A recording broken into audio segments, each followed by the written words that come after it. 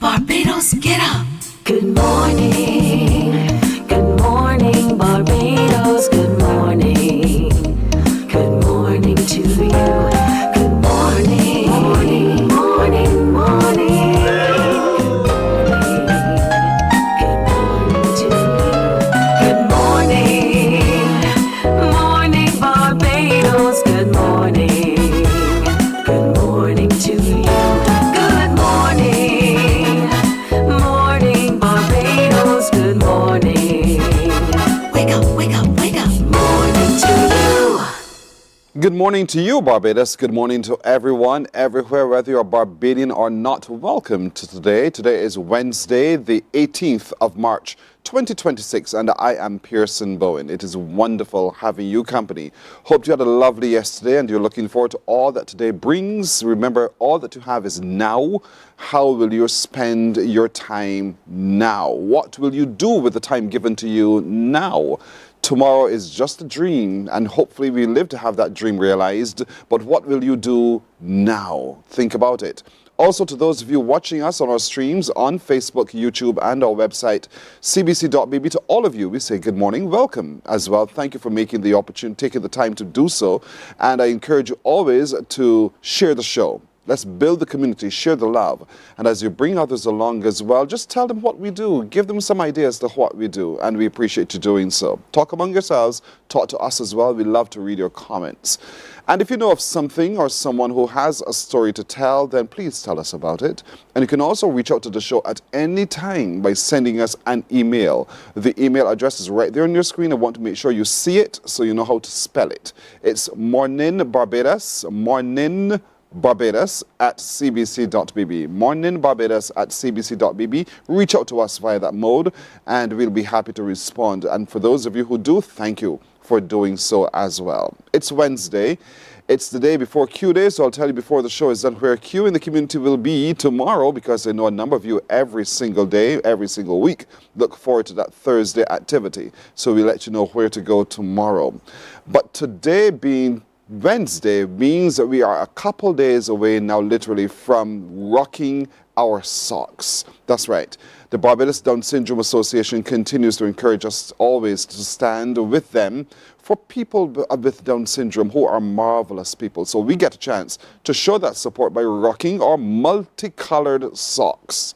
Multicolored socks on Friday. This coming Friday, we shall do so. And in preparation for that, if you don't already have a pair, if you are looking for a new pair of socks and you want to purchase a large bulk order of socks as well, you head to Sky Mall. Sky Mall today from 5 in the afternoon till 7 today and tomorrow. The association is there to sell socks, and I'm ready to move because the funds go a long way in assisting the association do the work that it's doing for a community of those with Down syndrome. You can also make a donation directly to the association by way of the RBC Royal Bank of Canada. Look for the account information. It's right there at the bottom of your screen. That's where you send your donation, and every donation is sufficient. All donations are welcome, and we encourage you to do so. If you're still thinking as an office or a company about a bulk order because you don't have the time really to head over to the mall today, well, you can place your order by contacting the Barbados Down Syndrome Association on 843-9948. 843-9948, and I encourage you to get your socks and rock your socks. On Friday, feel free to show to the world how wacky you can get in your selection of colors and shapes and everything else. Show your socks. Take a picture of you wearing your socks or the group of you who are in your socks and get support as well. And send that picture to us at morninbarbados at cbc.bb. Morninbarbados at cbc.bb. Email them to us. We've done this before. We shall continue doing so. And when you do, just let us know who you are, where you are, and we will show that to the rest of the world. I also encourage you to tag the association, the Barbados Down Syndrome Association, in your pictures as well as you share them so that they are also a part of your messaging to the world that Barbados stands together against loneliness. That's the theme for this year, together against loneliness. So it's very important to me. I hope it's very important to you that you also get out to rock your socks. I intend on Friday not to wear any shoes so that you will see my socks, for sure. So it's a no shoe day for me on Friday. I did this last year. I promise you I'll do it again.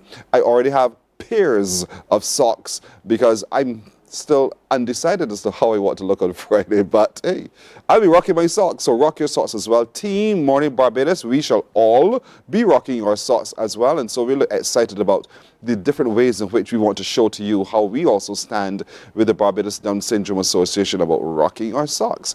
I encourage you also to get to know more about the condition known as Down syndrome. This is not a gimmick. This is life. This is real. It's affecting people with real passion and possibilities. And I want you also to consider how does our society create opportunities of inclusivity for people with Down syndrome, particularly children. Children who often find themselves isolated and set apart. But we want to encourage inclusivity and we want to stand with them together against loneliness. There are some wonderful, wonderful people. Honestly, when you get to know a child of Down syndrome, or a child of Down syndrome gets close to you, you feel an outpouring of passion and love and adoration and respect and warmth. I could just go on. That's what happens. But you don't rush them. Take your time. Get to understand more about the condition and you'll see it is a blessing. It truly, truly is a blessing. So I encourage you, get yourself mentally prepared for Friday and for the rest of your life, because there will always be members of our community who are with Down syndrome. So look out for that. Friday, rock your socks. Friday, send your pictures. This morning, we'll continue our journey through the Faculty of Humanities and Education into the Department of Education. As a matter of fact, we want to look at the programs that are on offer, how you can be a part of it, for who are those programs designed, and we'll also hear a little bit more this morning as well about the book, The Living Stone, written by one of my good friends, Dr. Yvonne Wheat. So we can't wait to explore with her what's within the book. Joe Jackman from the UK, good morning. Wonderful Wednesday blessings to you as well, Joe. Thank you for watching. Thank you for messaging as well. Pat Ben is watching from the United States. Pat, good morning to you as well. Terrific morning to you too. Faye Roach from the north of Barbados. She says, good morning, Barbados. Good morning, me. And so we say to you, Faye, as well. Have a lovely day. Anthony Smith, you've clocked in from New York. Good morning to Anthony. Have a terrific day. Share the show. Share the love. Tell others about us. Vereen Walker, good morning. Beautiful day to you as well. It's a lovely day in paradise. It is a windy day. I love it. I love it. Vera Shori, good morning to you as well. Vera, thank you so much for spelling my name correctly. So many people go the other way, P-I-E. No, I'm the avocado son, Pearson. Karen Olivia, good morning. Have a safe day as well. Karen, always wonderful. We know you're there. We appreciate you being there every morning to keep us company and for sharing the show. Sweet Rons. My girl, Sweet Rons, good morning to you, Sweet Rons. You're such a fabulous person. Have yourself a fabulous today as well as we celebrate a Wellness Wednesday to you. Have a good one indeed, Sweet Rons. She believes in exercise and movement and being happy and smiling and surrounding oneself with people who are positive all the time. That's an example of Sweet Rons. That's an example of how we can live. So, also coming up today, what do you understand by antimicrobial stewardship? What do you understand by that? If you understand little, then you'll find out more about today. If you understand some about, then you perhaps will expand your knowledge on that today, because we'll be joined by some folks who are looking at that very closely through the Queen Elizabeth Hospital. The Department of Emergency Management continues its educational thrust across the island as we all prepare now for Carib Wave 2026. And they'll talk to us about what we can expect in that exercise and how else can we as a community just generally be prepared for any situation if it occurs. The author of the book, The Explicit Art of Walking Away, comes back with us this morning. We get to meet him flesh to flesh, and so we want to hear a little bit more about how that book benefits me and how that book benefits you. So The Explicit Art of Walking Away, we'll sit with the author to hear more about that. When unscheduled events occur, sometimes it affects our mental space, and we ask ourselves, how do I get my way out of this quagmire? Where there are people who have founded an organization that helps us to be able to manage ourselves through that mental quagmire to brighter days ahead. And so they'll join us to share with us about that. And before the show is done, there is a retreat prepared just for you, because life sometimes just feels so hurdy-burdy. It's running along so quickly, and we just want to be able to stop for a moment or slow down and reset. And we'll tell you about that retreat and how you can be a part of it and the benefits that you will derive once you are a part of it this morning. So what we'll take a break right here. It's 10 after the hour. Yes, I did tell you. This is, look at your screen. Tomorrow, Q Day, we are headed to the Dash Valley playing field for tomorrow's Q in the community. It's going to be brilliant. And so we're going to Dash Valley playing field. You know, it's the one opposite the petrol station. That's where we'll be for tomorrow's Q in the community. It starts at 11. The action on the radio starts at noon, but of course you have to be there, and you will be there. You are encouraged to be there as long as you want to be there. Food and drinks on sale, dominoes, dancing, karaoke, the whole feel of Q in the community tomorrow at Dash Valley Playing Field. Now you know, show up. We'll take a break right here. When we come back, we get right into the meat of the matter this morning on Morning Barbados. Morning, morning, morning. Good morning. Good morning to you. Welcome to Nature's Discount, the ultimate health food store. At Nature's Discount, we have thousands of quality products at great prices. Hi guys, Dottie here with Nature's Discount, and today we are talking about Solar Ray Microbiome Probiotics and why you should be taking them. And we have well over 3,000 amazing products to help you get healthy. For your health tips, tune in to CBC TV 8 every Monday, Tuesday, and Thursday for Nature's Discount, sponsored by Get Healthy Incorporated. 98.1 The One, your number one party station. With an audience from 18 to 40, we keep you engaged, energized, and entertained. Choose 98.1 FM, The One.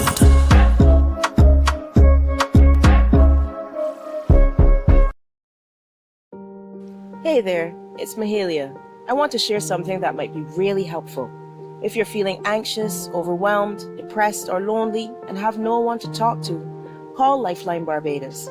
We all face struggles at times in our lives. You're not alone. There's no need to feel ashamed or embarrassed. It's okay to reach out for support. Lifeline Barbados is completely confidential. No one else will know you called. They're there to offer a caring ear and guidance without judgment. And fellas, I want you to know asking for help is a true sign of strength. It takes real courage to reach out. You can also call Lifeline Barbados if you're worried about loved ones who are struggling and you need advice on how to support them. There's a saying, a problem shared is a problem halved, but not everyone has someone they can confide in. That's why Lifeline Barbados exists, to be there for you or someone you care about during tough times. Save this number. Lifeline Barbados is just a call away. Remember, you can reach out whenever you need to talk. Morning, morning, morning. Good morning. Good morning to you. 13 and a half minutes after 6 o'clock. It's wonderful in the Department of Education. The best days are ahead of you in the Department of Education. I'm echoing words I just heard. And you ask yourself, for who is the Department of Education designed? Is it for me, the non-teaching person, or is it for me, the teaching person? And I think we all are required through life to teach in some way. And so the skills to be able to effectively share information and to see the return of information and help information make a difference to society is a skill that we all need to have, I think. And so joining me this morning to talk more about that is the Director of School Education, Dr. Laurette Bristol. Good morning to you, ma'am. Good morning. And my good, long-time friend, Dr. Yvonne Weeks, who's the author of the book Living Stone. And we'll talk to her more about what's in that book indeed in just a moment. But welcome, ladies, indeed. Good morning. Dr. Bristol, let's talk about the Department of Education. The School of Education. Is it? Mm-hmm. I apologize. The School of Education. Yeah. What happened? Who is the School of Education? Well, when you think about society and you think about the ways in which we want to design our future, we can see into our future, we create a space amongst educators for designing that, to be the architects of the future, to design the social systems. If you want to lead teams, that's the space for you. If you think about a job that allows you to live learning every single day, That's the School of Education. And importantly, when we think about what we do as educators, we are working in spaces where we are providing solutions to the everyday problems that we encounter in the world. I always say to people, we are the engineers of society. Others talk about us as the midwives, of society. But importantly, we need to understand ourselves as educators. We are operating at the coalface, and there's no other potential without a really effective educator. You can't get to doctors, you can't get to good lawyers, you can't get to any other career without a really good educator. So we are the belly, the engine of your society. You're really the creators of our society We as far are. as it goes. We are. And so it's a school for educators. The School of Education offers opportunities and training opportunities for persons who are interested in working in a classroom, for persons who are interested in working in policy within the ministries of education, for persons who are interested in supporting training and development in school and out of school. So when you think about in school and out of school, you can think about HR departments, for example. I always tell people, anybody who's interested in training, if you're thinking about, you have different types of education, so you have the formal, the non-formal, the informal. So anybody who's interested in education and training across that landscape, the School of Education is the place for you. Describe for me what happens. So I've enrolled in the School of Education. Is it just classroom experiences only? No. So talk to me. No, because education is living. Education is not just about sitting down and learning theory and content. Education is about going into the spaces, going into the communities, engaging with those members of your communities. That community could be in a school building, but that community could be in a community center. Where you're offering second chance learning opportunities. So it's important that we practice what we preach. So yes, students get the opportunity to learn theory, complex theory. You have to read for your degree. I always say to people, teachers are scholars. We are intellectuals. We are not persons who just babysit. So we need to debunk some of those notions. We are there drawing out of your child, out of the learner, the best potential. So we are going in and we are practicing using transformative pedagogies. And it's transformative pedagogies because we want to create a cadre of critical, creative, innovative thinkers for the future. I did say we are the architects of the future. So it's important that as we engage with our learners, we ourselves are learners, so we are always learning. We are using transformative pedagogies. We are going into the field. We are researching. We are connecting with people. We are hearing what you need and then designing programs for your needs. We are assessing your learning spaces where, in terms of where we need to create accommodations so that we ensure that we are creating all different types of opportunity based upon where the learner is at. And that's who we are.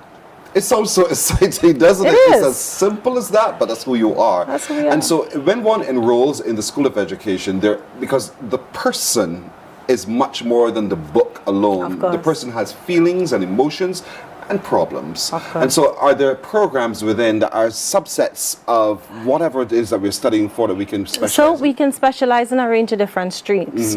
At the BEd level, you can explore language, mathematics, inclusive education, testing and measurement, etc. At the postgraduate level, you can explore social policy and education context. You could explore curriculum. You could explore mathematics, early childhood, language, ed leadership, special needs. So it's a range of opportunities that we have within that takes you from designing pedagogy, delivering pedagogy, assessing learning, and making statements about how to design social systems within education. So it covers the gamut. What do I need then to enter the school? Well, if you're interested in our undergraduate programs, you should have your CAPE subjects. But if you don't have your CAPE subjects, it's going to be important that you have a minimum of 5 CSEC subjects, 1s, 2s, or 3s. And inside of that suite, you must have English, mathematics, and a science. If you're interested in our postgraduate subjects, you must have a first degree, upper class, second class, If you don't have that, we have accommodations that we can create to ensure that we can bridge you into our postgraduate programs. You can do your master's in education, you can do your MPhil, or you can do your PhD. And of course, you can also minor in education. You could minor in education, but why? When you could minor in something else. If you choose to do so. And that's the whole point. Or major in education, minor in something else. Yes, you can. Because you can mismatch. That's the whole You point. can, and that's the beauty of being in education. It allows us to be able to speak into the worlds and the realities of scientists, of social scientists, persons who are interested in agriculture, persons who are interested in drama and the arts. So you can bring all of that together, because the truth is we could take all of that information and put it to work in the classroom. It really is an exciting time. And so it's as simple as you head to the website. You head to the website. Search for the Department of Education and the School of Education. I'm coming to it. Okay. The School of Education. And when you go, you will see what is required of you and how you can enroll in the. So enrollment is open now, folks. Enrollment is open. Enrollment is open. So you can think about it a little longer, but don't think on it too long that you don't do anything about it. So just go, see what's there, and get your fire lit, indeed, to be a part of it. In terms of support, and I'm talking about financial support, because there's a cost to education. Yeah. The government supports much of it. So talk to me about the opportunities for people. So persons, if you're Bajan and you met the criteria, you can access it. The government pays for it. If you're not a Bajan citizen, you do benefit from being a CARICOM citizen. So there are some costs that we subsidize in a little through our region.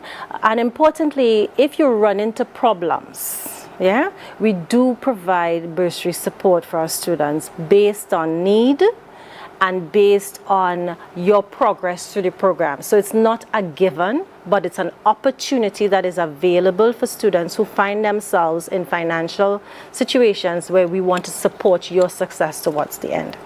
They're supporting your success until the end. And so it's a melting pot, literally, because we are the University of the West Indies. Exactly. And so you're getting students from across the region and also extra region. And we are actually getting students who are coming to us from the international landscape, as Wonderful. far away as Africa, coming into us. Wonderful. Many of them get distracted by the beaches, but we straighten them out and help them understand that you need to have a balance in life. We need a balance in life, indeed. And so the School of Education is an opportunity for you folks today. Yes, it's for educators a lot, but it's for also other people who work in other spheres of endeavor in the region, in Barbados as well, and the region and the world.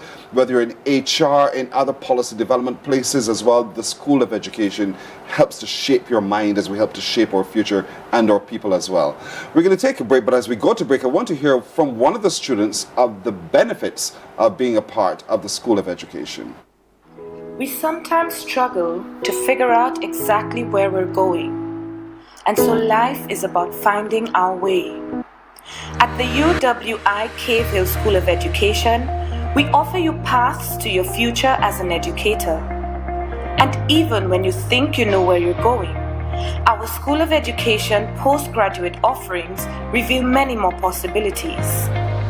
What if you could be a part of this personal, hands-on experience? An experience where you won't get lost in the multitudes. What if you could be a part of this community spirit and cultural diversity? What if you could be a part of these moments where you are molded and empowered as you critically examine your practices in the classroom? This is why we at the Cave Hill School of Education are educators. We talk about helping students to become lifelong learners. We talk about helping students to become critical thinkers.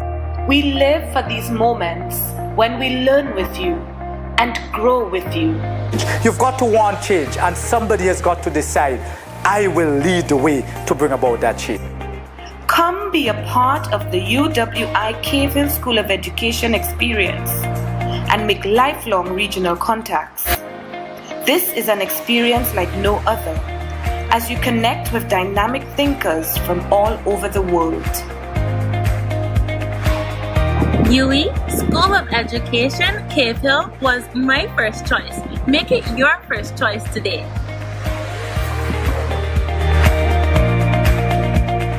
Morning, morning, morning. Good morning. Good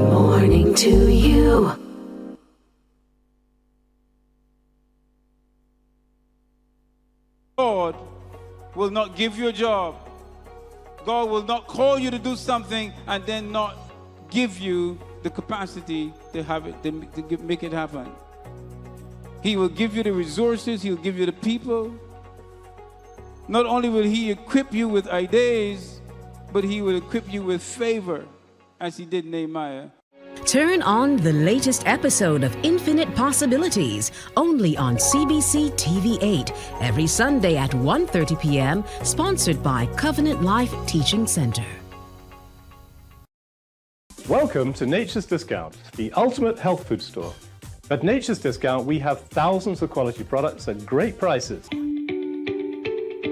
Hi guys, Dottie here with Nature's Discount, and today we are talking about Solar Ray microbiome probiotics and why you should be taking them. And we have well over 3,000 amazing products to help you get healthy. For your health tips, tune in to CBC TV8 every Monday, Tuesday, and Thursday for Nature's Discount, sponsored by Get Healthy Incorporated. Morning, morning. Good morning. Good morning to you. Well, as you know, it's Taster Week at the University of the West Indies, particularly for the Faculty of Humanities and Education. And so just a moment ago, you heard from the lady who leads that School of Education about why you should be a part, for who it is indeed. And lo and behold, one of those who's tasted really what is in the School of Education and who's graduated from it as well is Dr. Yvonne Weeks. So Dr. Weeks, good morning again to you. Talk to me a little bit about what the school did for you and how it helped you. Well, I have a master's from the School of Education and I have a PhD from the School of Education, and I know for a fact that the skills that I gained have prepared me even for my creative writing. I learned research, I learned how to work with people, I learned how to find information that's appeared to be missing. And just my ability to write even academic work now and to be published with my academic work, I know I could not have done it. And I remember teaching in the master's program at UWI and saying, if I hadn't gone through a PhD, I could not teach this program. Wow. I remember saying it, and I even said it to my students. PhD prepared me for coordinating a master's program in the Errol Barrow Center for Creative Imagination. So I'm always saying that when I'm writing, I could not have written this article if I hadn't done a PhD. My goodness, you heard that? Think about it, folks. But I oftentimes think of you in the creative space. Mm-hmm. You do a lot of things in the creative space. Apart from just writing, you act, you're in theater, a whole host of things. But I want to get to the writing, because I'm stunned by the title of your latest production called Living Stone. Okay. It's your book that you're launching tomorrow evening at the UWI. Mm-hmm. So talk to me a little bit about what Living Stone is about. So I started writing, I went through a period of really intense grief.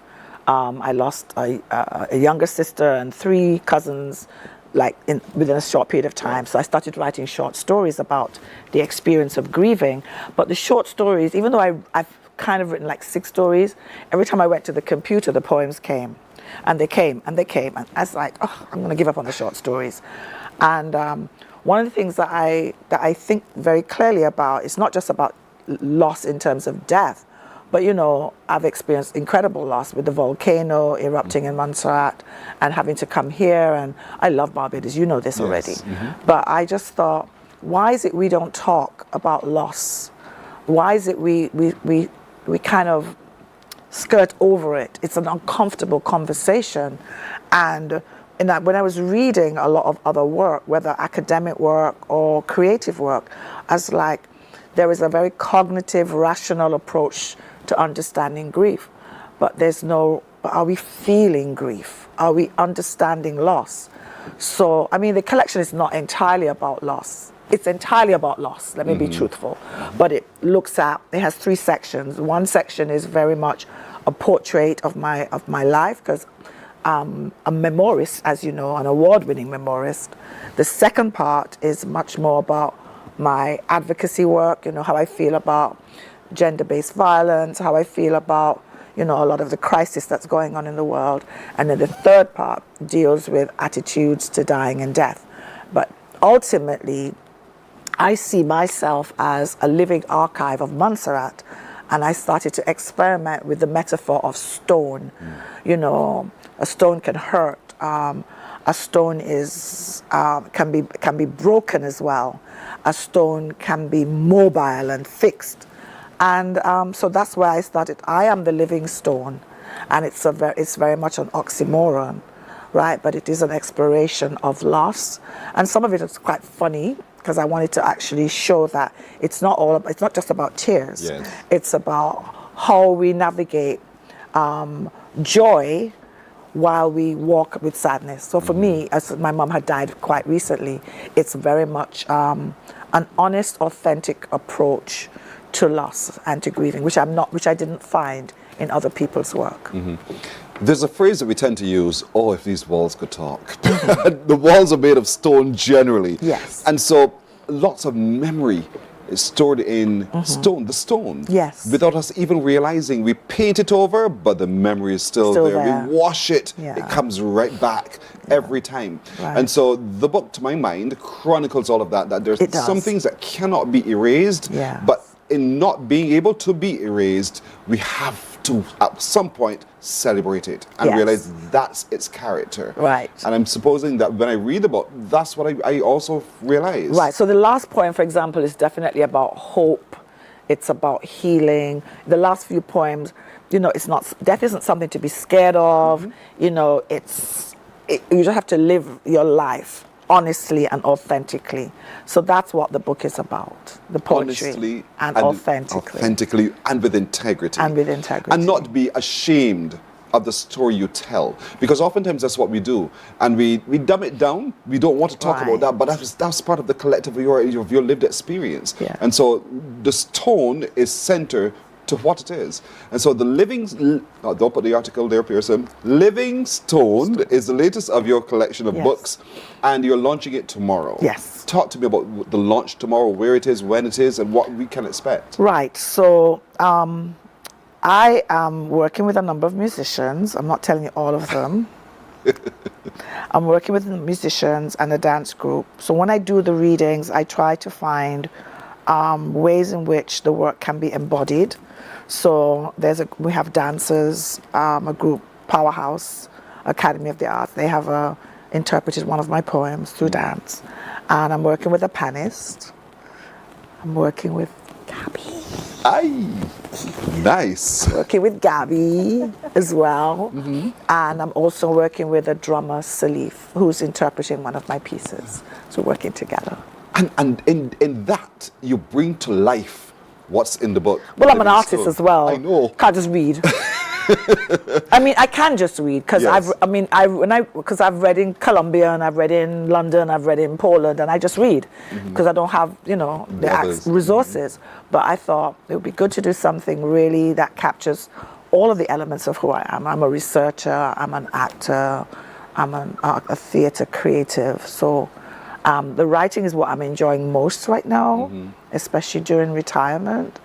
And it's just been really exciting. And just to have other writers give such great reviews of the book. So the reviews of the book have also been encouraging. Brilliant indeed. So tomorrow evening at from 7 p.m. in the Cynthia Wilson Arts Lecture Theatre. Ask yourself, what it's part near the that library. is? It's near the library. It's near the library. That's all you need to know. It's near the library. Or ask someone, and they'll direct you accordingly indeed. But for sure, you need to be there. And book signing, book sales, all of that happens tomorrow as well? So we're going to have a discussion. The discussion will be led by Dr. Nicola Hunt, who's in the Faculty of Humanities, who teaches literature. And there will be, I'm also going to be doing a presentation of books because just last year, one of my books was translated into Spanish. Oh, brilliant. So I want to also make that donation to the Faculty of Humanities into the language department, foreign language department. So that's what I'm doing. And then there'll be a book signing as well. And the audience have, a space to ask questions as well. It's going to be quite a day, an evening tomorrow. Tomorrow evening, 7 o'clock, a couple hours in the Cynthia Wilson Arts Lecture Theatre. And it's near the library. And once you're there, you are engaging with all of your senses tomorrow, through music, through dance, through drum, through everything, and then the spoken word of Dr. Yvonne Weeks as well. And so I encourage you to show up for that book launch tomorrow. The book is called Living Stone. And in terms of purchase, because your viewers, as you know, you heard me in the beginning of the show, shout to many people across the diaspora. For those who are watching and say, but I want to read, you've got me now. Right, so you can buy the book on Amazon, Right. and of course the book is also in the bookshop. Right. And if you're in the UK, you can buy it in New Beacon Books, because my books are available everywhere. Wonderful. Or just go on my website and go click. Purchase and you're good. It is as simple as that. So Dr. Bristol, here it is. You hear from one who has gone through the School of Education, and you've heard of where she is now and how she did say to her students, had I not done the PhD, I could not do this. The value of what the school offers. Could you, in a succinct way, tell us what you think that value is that the students will walk away with? Well, I think if you want to learn how to ask a question and respond to the question so that you can redesign your society and the world that you live in, the School of Education is for you. If you want to and that's the value. that's the value. Learn how to ask a question, answer the question, and then redesign the world that you live in. Education is the place for you. Wow. It's that simple. It is really that simple. So, folks, today you can enroll. You can go online to enroll today for the School of Education. Now you know you'll be taught how to ask a question, how to answer that same question, and then you live it from there on indeed. And so I encourage you, particularly those of you who find yourselves in spaces just confused as to, and want to make sense of everything that's happening around you. How do you ask that question? How do you answer that question? You are taught how to do so in the School of Education, not just as an educator alone, but for others in different fields of endeavor who are in search of answers, but who haven't yet asked the question. And so the School of Education helps you pattern accordingly, and then you become almost like Dr. Yvonne Weeks because she's incomparable, but most of all, you begin to soar. Retirement, one never retires. Dr. Yvonne Weeks has not yet retired, though in her head she thinks she trying. has. She's trying. She's trying to retire. I don't think I'm trying too hard, really. You're doing I well. love what I do. You're doing really well at what you do, and we appreciate you for that indeed. Thank you so much. Dr. Bristol, thank you so much for coming as Yes, well. beautiful. You're very welcome. Thank All you. success to the Faculty of Humanities and Education and the School of Education, particularly this week at the UWI. We'll take a break right here, folks. We're coming back with more on Morning Barbados in just a moment. Morning, morning, morning. Good morning. Good morning to you.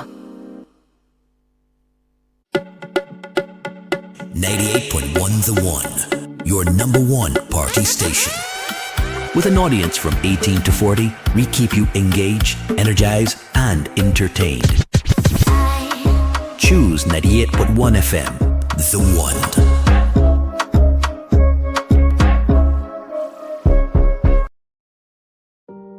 Hey there, it's Mahalia.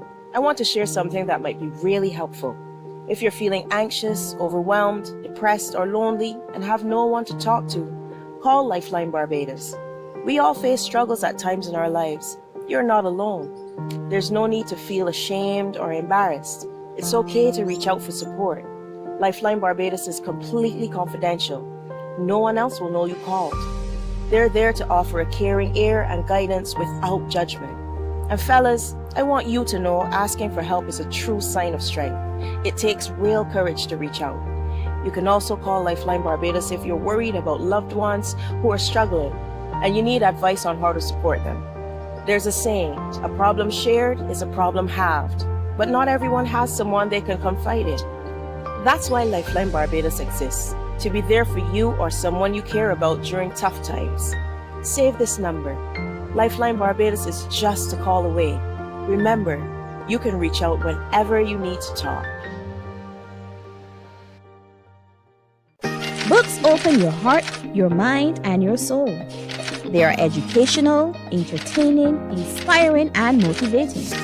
Are you an author of a recent book you want to share? Then Mornin Barbados would love to feature your book in our The Next Chapter segment. Send us an email to morninbarbados@cbc.bb. That's morning without the G. Come and let us turn those pages together.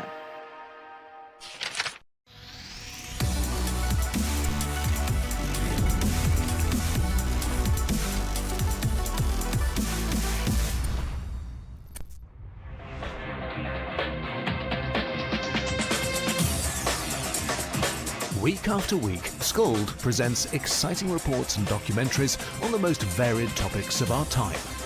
Spectacular developments and innovations, lifestyle and trends of tomorrow, mobility and tourism, health news, highlights from art and culture. Each contribution grabs the viewer with extraordinary images and stories and takes him into fascinating worlds which he experiences here exclusively and up close. We're there when companies and specialists develop super satellites for a global network in space and can look behind the scenes. Scold is a window to everything that is there or is yet to come. Fly with us through time to better understand today and tomorrow. You've always wanted that. Scold, a look into the future. Our world today is not the world God wants it to be. One of the reasons, which will surprise many, is that our planet, its governments, and its peoples are all living under the weight of Satan's rule. From the beginning of mankind's existence to today, human history is the written record of what it means to live under the rule of the devil. Yet that rule is coming to an end, and what a difference that will make. Every Sunday at 9 a.m. on CBC TV 8, tune in for Tomorrow's World, sponsored by the Living Church of God. Some ask, what makes Barbados so special? We at Mornin Barbados say it's you, our exceptional youth. You are talented, resilient, and inspirational. You are the epitome of the Barbadian spirit. Morning, morning. Good morning. Good morning to you. Boy, oh boy, we're 18 minutes to the hour. Listen, there's a lot we need to learn here when it comes to antimicrobial stewardship. There are lots that we need to learn about the body and how the body works and how there are things in the atmosphere that we're not even mindful of that affect our health overall. And so when we look at antimicrobial stewardship, perhaps it calls on all of us to stop for just a moment and pause and think about my role, your role, and all of the other roles indeed. And so join us as we look at this subject is Dr. the Most Honorable Corey Ford, who, as you know, is an everything to health in Barbados. Dr. Ford, it's good to have you. Thank you so much. Wonderful to be here again. Good to have you. Mark McIntyre is Senior Manager of Antimicrobial Stewardship overseas. And Mark, welcome to Barbados. You were part of a session yesterday, I believe. Yes, thank you. We'll talk to you more about that in a moment. Dion Jacobs is also with us. She is an antimicrobial pharmacist. There's a pharmacist for that as well. And so good morning to you, Dion, as well. Good morning, Pearson. You're welcome. And so to you, Dr. Ford, when people hear the term antimicrobial stewardship, we all ask the same question, what in heaven's earth is that? And you say? And I say, it is simple. You have a bug, and bugs live all of us, but now you've developed a bug which is really bad, and the antibiotics which the doctor gives you to treat that bad bug to just not work it anymore. And it's often because of things that we do. So stewardship, as everyone knows, is about how do we manage that particular scenario. And every single individual person out there has the capacity to impact this. And I'll just nuance it like this in a minute, for a second.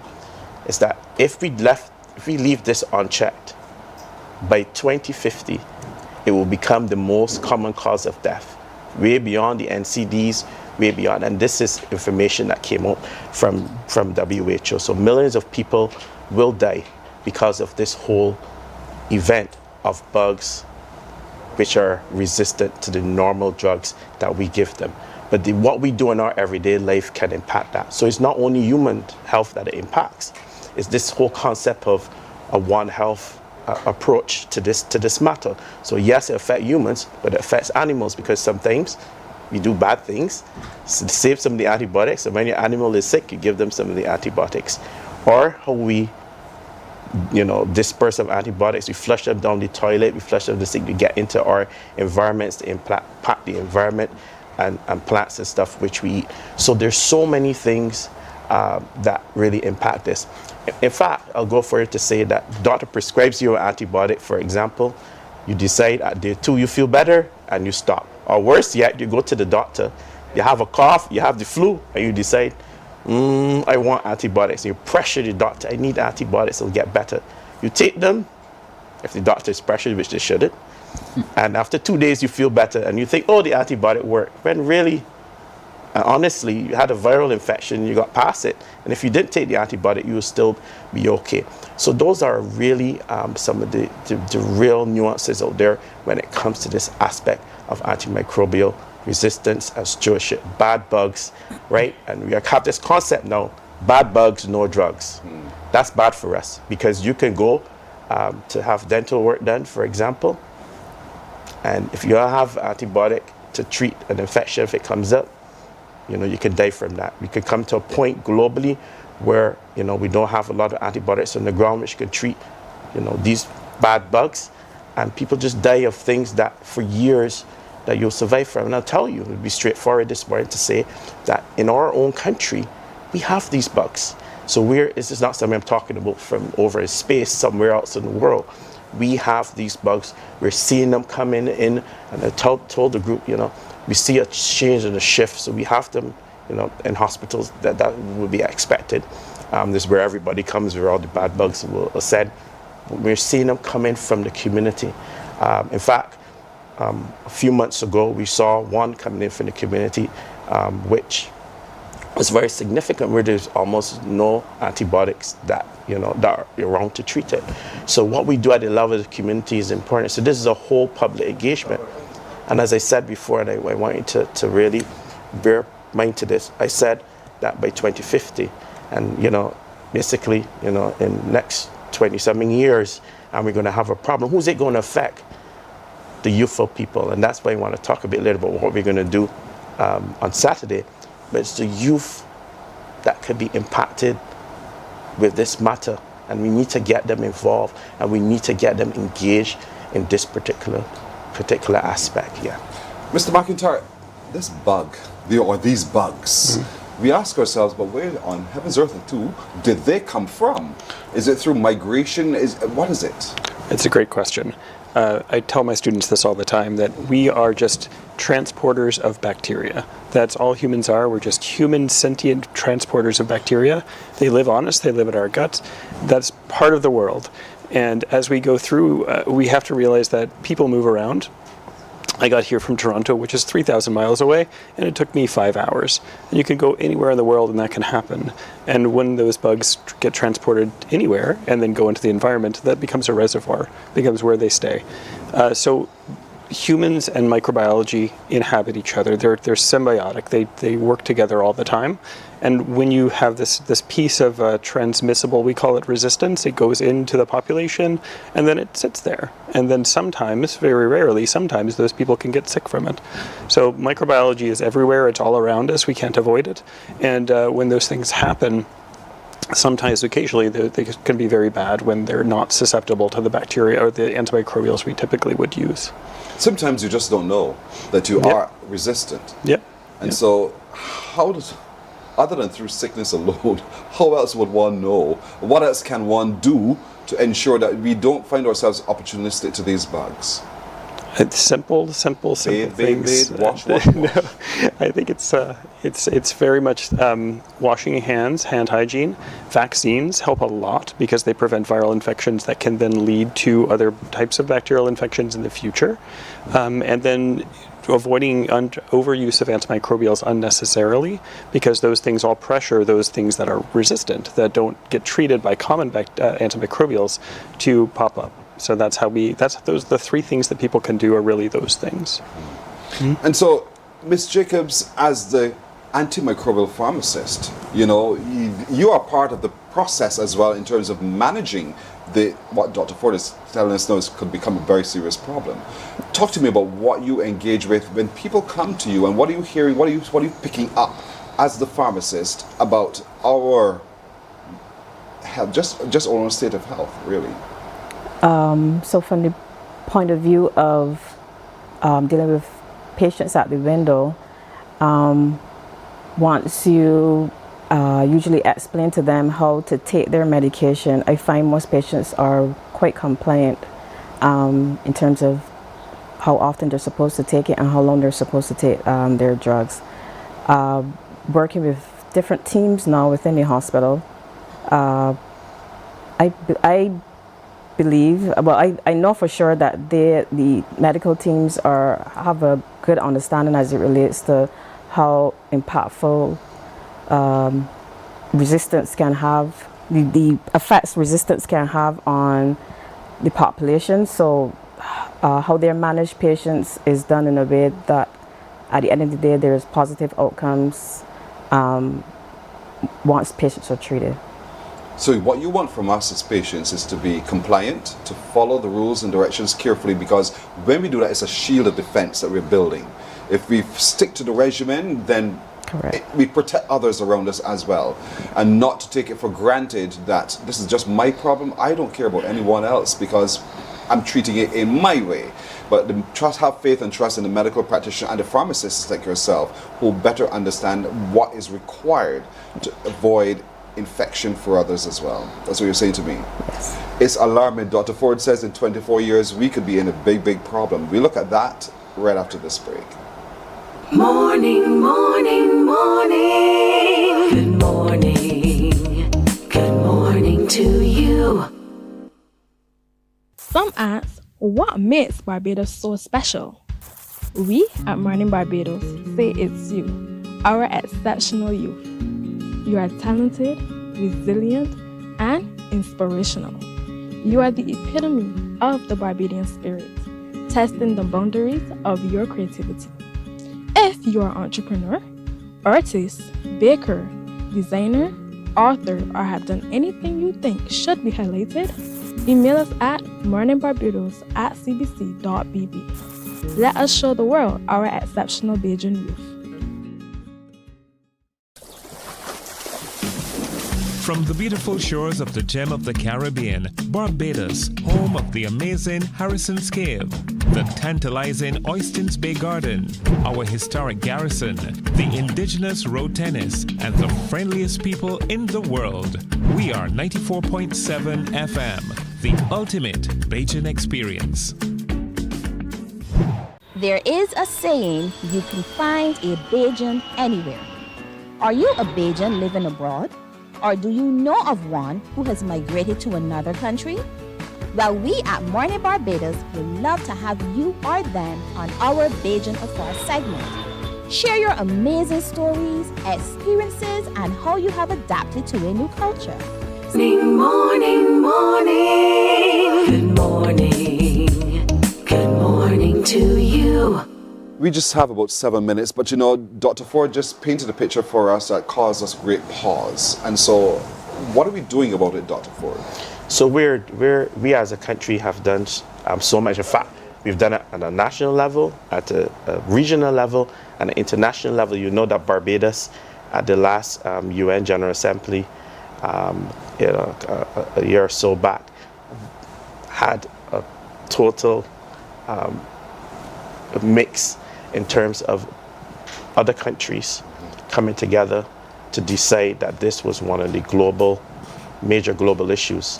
And coming out of that, countries were now looking at particular aspects, so looking at getting the infection prevention control in their country together, having basic sanitation, making sure they have all the WHO type drugs, and bring it together in terms of a One Health approach. And that was done directly from the Prime Minister's office. In fact, we consider this to be so important that this is run at a country level from that particular platform, because it doesn't only impact human health, animal health, etc. What we're doing in the hospital perspective is continue to do our surveillance programs. We know in hospitals all over the globe, and Mark will tell you, all over the globe, we'll have outbreaks every now and then with some of these bugs, but our surveillance systems are supposed to catch them and hold that outbreak and try to protect people as they come for hospitals. And not only in hospitals, coming from the community as well, with people coming in. So our surveillance systems are really dealt at trying to deal with those aspects as they come. And they will happen. There've been outbreaks, in Canada. There've been outbreaks in any hospitals in the world. It's about how you manage them when they happen. But I think there's simple things that people can do, which is like hand washing, and focusing on that. We have a massive hand hygiene campaign. We even have a mascot, which we will further reveal on Saturday. And if I may now, take the opportunity to really to every single Barbadian who's listening, from the young to youth groups to churches to every single aspect. Pharmacists, doctors, nurses, you name it. I want to see in Queen's Park at the Daphne Hackett Theatre, I want to see all of you come out to support this particular measure. Of course, we have our guest speaking, but we're also going to talk about something interesting, and I don't think this is done a lot in country. We're going to talk about sexual health and as it relates to antimicrobial resistance. I'm not going to talk about it. If you want to hear about it, you've got to come out. You've got to come out. You got to come out. Saturday, what time? Saturday, between 2 and 5, we have 3 presentations, 2 short presentations. By myself, it's more for you to talk, to ask questions, to interface. So it's not only health. I want people from agriculture to come out. In fact, we're having lots of exhibits and giveaways. If you are from agriculture, or you are from horticulture, agriculture, or all the different aspects, as we mentioned before, environmental, and you want to set up an exhibit, you call 436-6450, extension 6115, and you let us know, and we will find a space for you. We need you to be a part of this. All the healthcare facilities which are out there who manage patients, and you want to have a booth, come out. This is your chance to interface with the average Barbadian, because you know what? We have to arrest this problem at our country level, and we have to continue to be the leaders in the globe on this matter. We have shown to do that at the UN, we said before, but now we have to make it happen at a national level, and we need every single Barbados. So if you hear me today, I'm literally asking you, pleading with you, you have something to do between 2 to 5 on Saturday, find your way to Queen's Park. It's central, everybody knows where it is. It's a beautiful location. Daphne Joseph Hackett Theatre. Yeah. That's where we're headed. Daphne Joseph Hackett Theatre. Mark, you listened. We're social beings. We need to take this seriously. Absolutely. Impress upon us again why we need to take this seriously. I will reiterate Barbados' outsized role in this around the world. I have paid attention to this for many, many years as somebody who does this daily. The Prime Minister has been a global leader in this, and as Dr. Ford mentioned, this is a global responsibility, and everybody is affected by this. So our job as humans right now is to share this common resource in a way that keeps it working for us and for future generations. And there's no more important way that we have to change our understanding of what medicine is and what culture is than reframing how we think about antibiotics. And do you want to give you a chance to appeal to fellow pharmacists and of their role and why they should also be there on Saturday?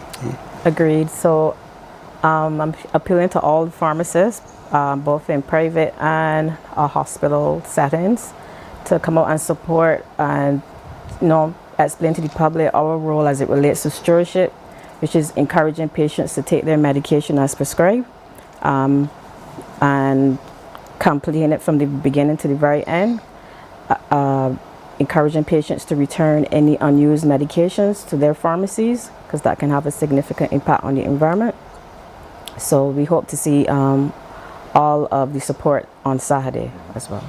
And this is not just for the medical fraternity alone, this is also for us, general public. We're encouraged to be there on Saturday in the Daphne Joseph Hackett Theatre, beginning at 2 in the afternoon. There's a few hours spent for your questions. You get the answers, you get a greater understanding of these things that are already living on us and how we can impact others simply because we are who we are, and the way we share also impacts its transmission. So we need to know a whole lot more, not to scare you, but to inform you, so that together we create a shield of protection, a hedge almost. But reality is, tourism is as tourism is. But if we're better prepared, then we can better manage any outcome indeed.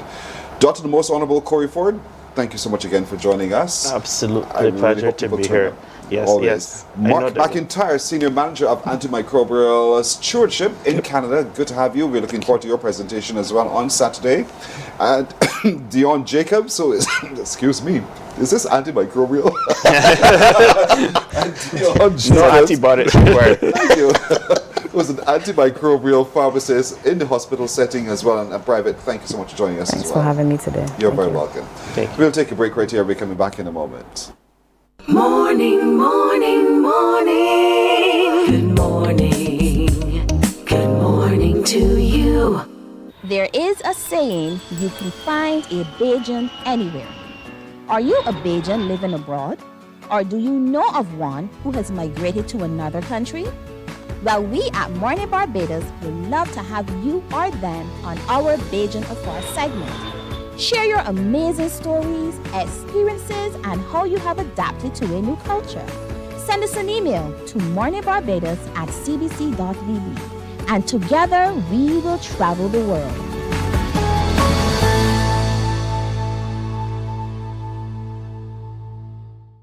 God will not give you a job.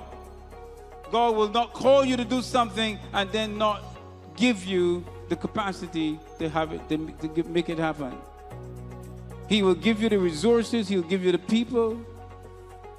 Not only will He equip you with ideas, but He will equip you with favor, as He did Nehemiah. Turn on the latest episode of Infinite Possibilities, only on CBC TV8, every Sunday at 1:30 p.m., sponsored by Covenant Life Teaching Center. Welcome to Nature's Discount, the ultimate... Morning, morning, morning. Good morning. Good morning to you. Let's look at the news now. Barbados' tourism sector is being positioned for year-round growth. But government says the key to success goes beyond infrastructure. Speaking at the Barbados Hotel and Tourism Association's first quarterly meeting, Finance Minister Ryan Strawn outlined a strategy to strengthen the island's tourism product amid a changing global landscape. He stressed that while investment in facilities and infrastructure are important, the real value lies in service and human interaction. As we continue to invest in plant, in equipment, to be able to upgrade our facilities, we really do have to focus on the skills and the training that is required to ensure that we maintain those standards. Now, fiscally, I think we have been able to adapt to the changing times. It means that with respect to how we green, how we train our staff, is going to be equally important, because the reason that people do come to Barbados and want to come back to Barbados really is not so much the hotel, it is really the people that you interact with in those spaces. Minister Strawn says government's plan is moving to address a long-standing issue in the industry, that is seasonability. Part of that effort includes a major language training initiative encouraging tourism workers to learn Spanish to better engage new markets. We have to remove the April to November seasonal gap in tourism. We are working with CAF with a program called SOMOS, Spanish Opens More Opportunities. We have to provide the training for our people to learn Spanish. We need to identify across Latin America 50,000 tourists per country. As the minister is bringing the airlift here, we need to be able to move in that direction as quickly as possible, such that the bounty that you often see between December and April, that you will see that bounty all the way through the year. The tourism industry continues to break records, with officials pointing to strong growth, increased airlift, and new investments across the sector. Chairman of the Barbados Hotel and Tourism Association, Javon Griffith, says while the outlook remains positive, there are challenges that must be addressed to sustain momentum. He was speaking during the association's first quarterly meeting held at the Lauderskin Sandiford Centre. Deanza Roberts was there. Tourism remains the backbone of Barbados' economy, and 2025 proved just how strong that foundation is. That's according to BHTA Chairman Javon Griffith, who spoke about the country's performance, driven largely by growth in some markets. He says stay-over visits exceeded the 2024 figures. Long-stay arrivals between January and December 2025 grew by 3.3%, increasing by 22,970 visitors to reach 729,310, surpassing the previous record of 704,340 visitors in 2024. Growth was driven primarily by the United States market, which expanded by 8.1%, while Canada remained strong, recording 90,209 visitors over the year. Arrivals from Europe and CARICOM also increased, with CARICOM markets supplying 98,336 visitors in 2025, compared with 92,702 in 2024. Looking ahead to 2026, industry leaders say the outlook is cautiously optimistic, with continued demand for high-value travel experiences. He says central to that is airlift, as he announced airlift opportunity to take effect soon. We are particularly encouraged by recent developments in airlift. On March 31st, 2026, Aer Lingus will commence a thrice-weekly direct service from Dublin, Ireland to Barbados for the first time, utilizing its state-of-the-art A321 XLR aircraft. While this replaces their existing Manchester service, it represents a strategic strengthening of our connectivity into Ireland and the wider European market. We are also pleased that British Airways will upgauge its daily London Heathrow to Barbados service, replacing their daily Boeing 777-200 with the Airbus A350-1000 during our peak summer period from July 18th to August 29th. But while growth continues, challenges remain. According to Mr. Griffith, global developments, including tensions in the Middle East, could impact the industry, urging businesses to manage costs. Rising oil prices, increased shipping costs, and supply chain distributions have all direct consequences for Barbados, impacting operating costs, airfares, and demand. However, Barbados has demonstrated resilience before. This is a moment that calls for discipline, efficiency, and strategic thinking. We must manage costs, strengthen our value proposition, and remain agile. Despite the challenges, the BHTA chairman says Barbados remains a destination of choice, but maintaining that position will require strong leadership, innovation, and continued investment. Deanza Roberts, CBC News. Home ownership should not be a privilege for a select few, but an accessible pathway for many. That message was conveyed by Minister of Housing, Lands and Maintenance Chris Gibbs to the House of Assembly during his contribution to the budget debate. He also emphasized that the budget presented on Monday aims to improve the quality of life for Barbadians. And we are pursuing that goal through expansion of the social mortgage program, de-risking mortgages through alternative credit assessments, increasing affordable housing supply, sir, providing home ownership, counseling, and education, as the Honourable Member from Christchurch East Central said in the budget, sir. Building climate-resilient homes for a changing world. For St. Joseph, Ryan Brathwaite is looking forward to the promised housing development at Gingerworks coming to fruition. Mr. Brathwaite says the development has been long in coming and many constituents from various parts of his parish are looking forward to benefiting from the construction of the new homes. My constituents in Spa Hill, Chimborazo, deserve the opportunity to be able to relocate and to do so within the confines of St. Joseph. I look forward, Honourable Member for St. John, to the new pavilion at Lamins. I look forward to the completion of Melvin's Bridge and Erie Hill Bridge.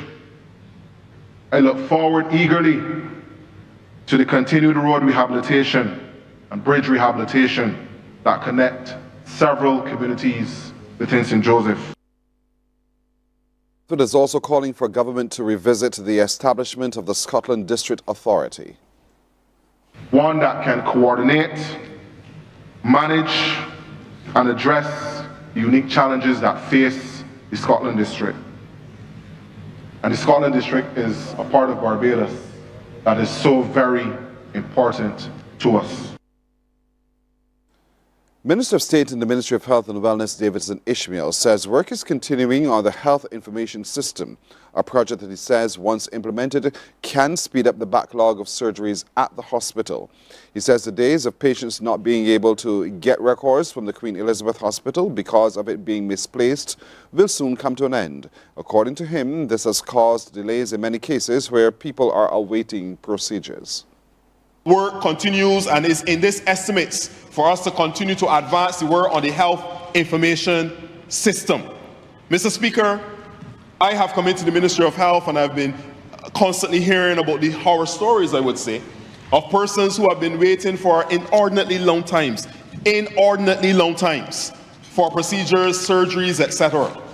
And in many cases, the common denominator in many of those stories that I've heard is that my notes were misplaced. They could not find my notes. When I went to the appointment, my notes were not available. Mr. Speaker, it is time for us in the 2026 Barbados to be able to put the idea of lost physical notes behind us. Says the Ministry of Health and the officials at the hospital have been working on this now for over 2 years and will continue. During the course of this year, they will continue to see improvements in the rollout of this health information system. They will be able to schedule their appointments electronically. They will be able to monitor if the appointments are being cancelled or if they're on schedule remotely. They'll be able to have, as they enter the QH system, they'll be able to have their notes moving with them throughout the QH environment and even outside of the QH environment remotely and electronically. And that's news. Morning Barbados comes right back in just a moment. Morning, morning, morning. Good morning. Good morning to you.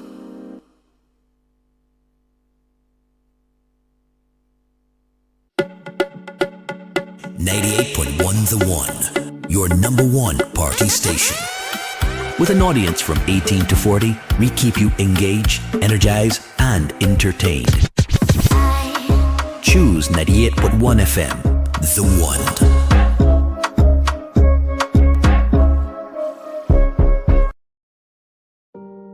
Hey there, it's Mahalia. I want to share something that might be really helpful. If you're feeling anxious, overwhelmed, depressed, or lonely and have no one to talk to, call Lifeline Barbados. We all face struggles at times in our lives. You're not alone. There's no need to feel ashamed or embarrassed. It's okay to reach out for support. Lifeline Barbados is completely confidential. No one else will know you called. They're there to offer a caring ear and guidance without judgment. And fellas, I want you to know asking for help is a true sign of strength. It takes real courage to reach out. You can also call Lifeline Barbados if you're worried about loved ones who are struggling and you need advice on how to support them. There's a saying, a problem shared is a problem halved, but not everyone has someone they can confide in. That's why Lifeline Barbados exists, to be there for you or someone you care about during tough times. Save this number. Lifeline Barbados is just a call away. Remember, you can... Morning, morning. Good morning. Good morning to you. 13 and a half minutes after the hour of 7 o'clock now, as we continue connecting with the Department of Emergency Management. And it's important we continue that connection, and it's important that you pay attention as well, simply because collaboratively we work together to protect Barbados and provide opportunities for us to know how to respond when situations occur. And that requires us really locking in and cluing in. With me, as always, is their program officer in Simon Aline. Simon, good morning again to you. Good morning, Pearson. What's up? What's up? What's up? My godson Michael says us to be on. Hey, Michael, what's up? I'm good, man. I'm good. How are you? I'm good. I can't complain. Good. Good, my brother. Now, let's talk through some critical things before we get to some other matters. I know the last time we spoke, we were preparing for a meeting of the residents of St. Thomas. That's right. So that meeting is now this Sunday, 4:30 p.m. at the Lester Vaughan School. Okay. Right? So it's being rescheduled for this Sunday, 4:30 p.m. So we're inviting everyone in the St. Thomas community to come out to see how they can be a part of the district emergency organizations. Right. This Sunday, it is on. It is on this Sunday, yeah, man. 4:30, Lester Vaughan School. That's right. And it's important that all or as many people from the parish come to know more about the workings of the district emergency organization and to see how they can be a part. That's right, because there are a lot of opportunities for training in first aid, shelter management, radio communications, and more importantly, you get to be an asset to your community, especially in times of crisis. A lot of times we like to want to rush in, but there's a way to do it. That's right. And the thing about it is that an untrained person in a serious situation can cause more damage than help. So we want to make sure that people understand what they're supposed to do And by joining the DEO and understanding how they can be a part of it will help to improve the St. Thomas communities. Right. Sunday, 4:30, Lesdevon, St. Thomas. That's right. That's it. I know that there's another initiative that you're doing. I think it's fantastic. You're going into the schools. What's happening? Right. Okay, so tomorrow at 11 a.m., we have our Carib Wave exercise. Now, the Carib Wave exercise is a regional exercise where SEDEMA participating states, including Barbados and the others in the region, tomorrow at 11 a.m., will be experiencing what we will call a simulation exercise dealing with the tsunami impact. At this point, I really want to acknowledge the hard work of Program Officer Damian Griffith. That's under his responsibility. So there are two schools that will be part of the exercise for tomorrow. That will be the Eagle Hall Primary School and the St. Leonard's Boys School. What's going to happen is that an alert will come from the Pacific Tsunami Warning Center. Our focal point for early warning here in Barbados is the Barbados Met Services. So when that message comes, the Barbados Met Services will disseminate the information, and then we would monitor how we would get the information from the Barbados Met Services to the Ministry of Education and then to the schools. When the alert reaches the schools, we'll be expecting those two schools, the Eagle Hall Primary as well as the St. Leonard's Boys School, to respond in the correct way. Now, at the St. Leonard's Boys School, they'll be doing a basic evacuation drill on the premises, so they will go to the assembly point. However, Eagle Hall Primary School, the students and staff will be going to the evacuation point off of the school. And we're doing this in association with all of the emergency services. So the Barbados Police Service, the Barbados Fire Service will be a part of the exercise, as well as the district emergency organizations. So communications will be tested. And of course, we're going to be ensuring that the plans at the schools will be tested so that the children and the staff know what to do when that tsunami threat occurs. It's important that we do these exercises because we understand that Barbados is surrounded by water. We're an island. So we have the Caribbean Sea on the west, we have the Atlantic Ocean on the east. So there's a possibility that if a major earthquake happens off of Barbados or in any of the neighboring islands, what could happen is that a tsunami could be triggered. And of course, those schools are considered to be in the inundation zone. So we want to be able to evacuate those schools properly. So it's nothing, we just want to encourage the public not to be worried, because if you see the students leaving the school, we have already put things in place in terms of the emergency services. So if you see a long exodus of students leaving the Eagle Hall Primary School, don't be alarmed. It's all part of the exercise, all part of the Carib Wave exercise that is happening tomorrow from 11 a.m. It's a simulation. That's so right. Don't panic and say, what's going on down there? I saw these children doing that. Oh, Something Lord. happened. No. So it's a simulation exercise. So we're testing communication, and more so we're testing the plans of the schools. So, and I think that's very important, because at any given time, during the course of the day, our children are in schools, in the classrooms and so on. So whether it's an earthquake threat, whether it is a bomb scare, the children know that they have to evacuate the school and go to the assembly point, and then go to the evacuation point. Because that underscores what I wanted to say to you, which is clearly you are working even closer with the schools. To be able to be tested means that you would have been taught. Exactly. And so talk to me a little bit about what happens generally all year long, that the Department of Emergency Management, how it gets into the schools to share that information. Well, thank you. So one of the things that is important to understand is that DEM focuses on multi-hazard preparedness. So yes, we know that between June to November is hurricane season, but during June to November, a lot of other hazards could occur. So we consider the earthquake threat as well as ashfall, and in this case, the tsunami threat, and the fact that you need to evacuate the schools. So what we do is we have a robust public awareness program, and that is supported by the district emergency organizations, as well as the standing committees that work with us. What we're supposed to do is to get out there, we get our messaging out, and because we have the partnership with CBC, we are able to get our messages out there. People are hearing, they're calling the department, talking about the Run Tsunami Run that's happening at the ending of the month on Sunday the 29th.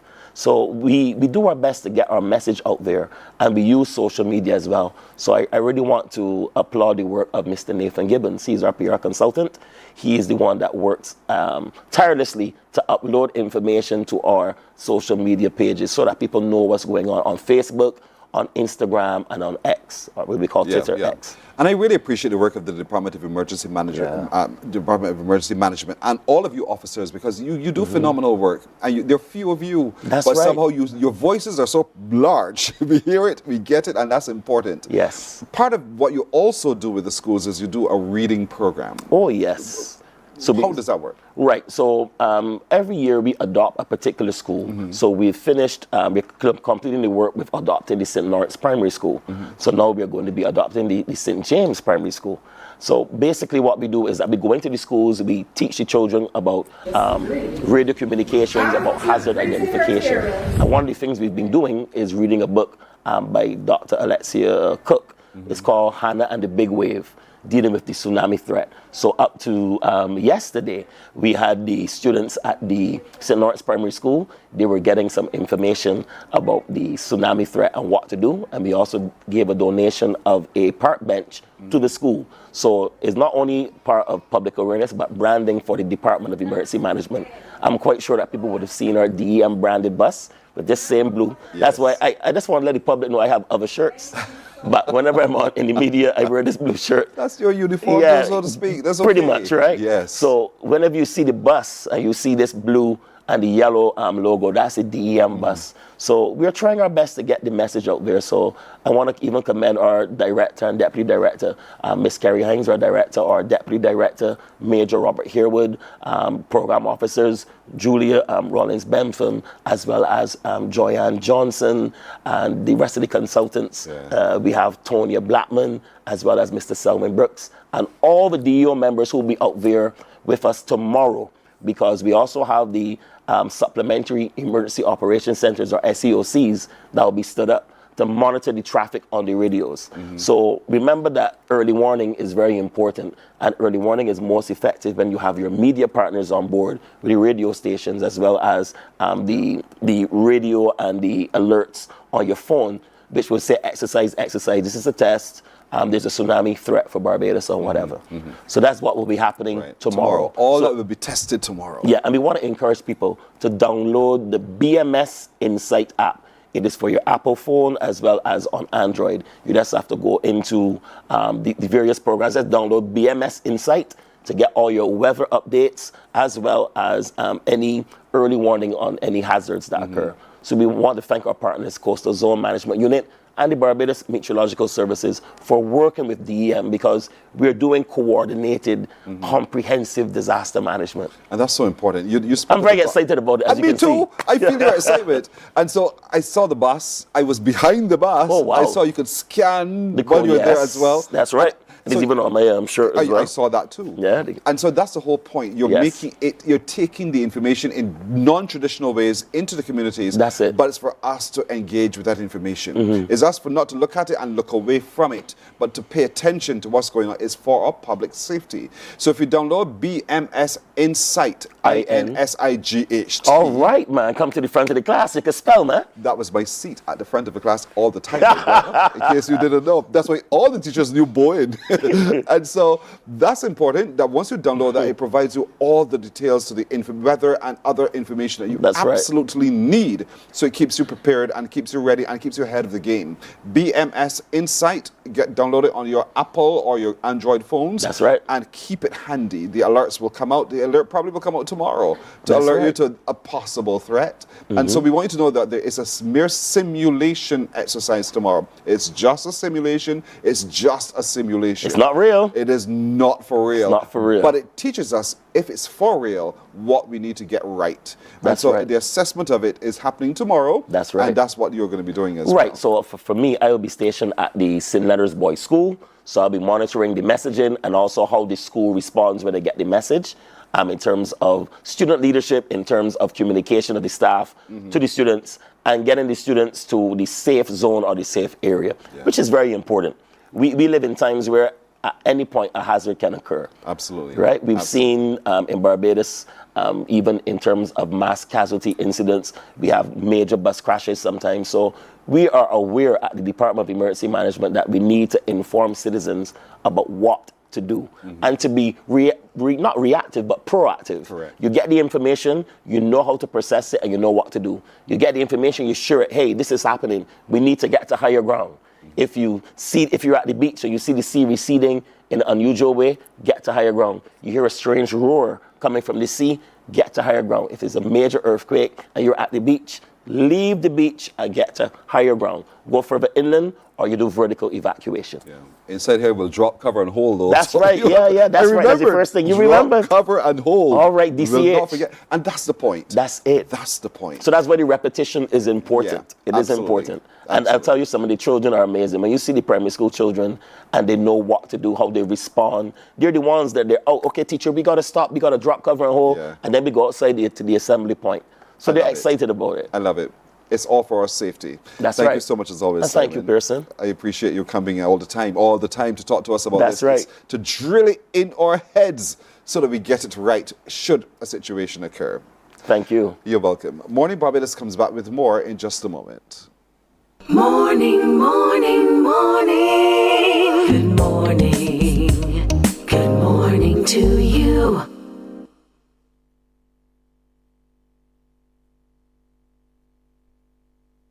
Our world today is not the world God wants it to be. One of the reasons, which will surprise many, is that our planet, its governments, and its peoples are all living under the weight of Satan's rule. From the beginning of mankind's existence to today, human history is the written record of what it means to live under the rule of the devil. Yet that rule is coming to an end, and what a difference that will make. Every Sunday at 9 a.m. on CBC TV 8, tune in for Tomorrow's World, sponsored by the Living Church of God. Some ask, what makes Barbados so special? We at Mornin Barbados say it's you, our exceptional youth. You are talented, resilient, and inspirational. You are the epitome of the Barbadian spirit, testing the boundaries of your creativity. If you are an entrepreneur, artist, baker,